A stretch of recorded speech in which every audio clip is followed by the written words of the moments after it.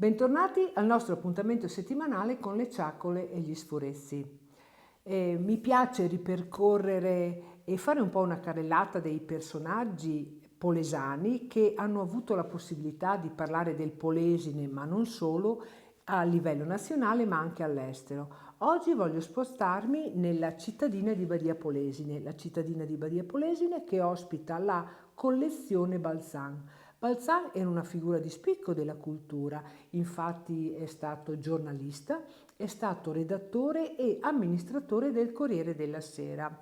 Ha fatto grandi esperienze in Italia ma non solo ed era un grande appassionato di cultura e del mondo dell'arte. Infatti la sua collezione privata, per volere della famiglia, è ritornata nella cittadina di Badia Polesine, dove appunto Eugenio Balzan è nato.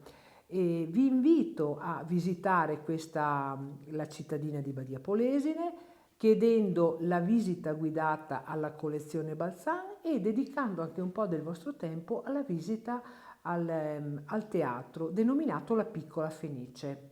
Ma ormai è finito il tempo delle ciacole ed è bene dedicarsi anche a un po' di sforessi, che oggi sono gli sforessi, sono la mia zuppa inglese.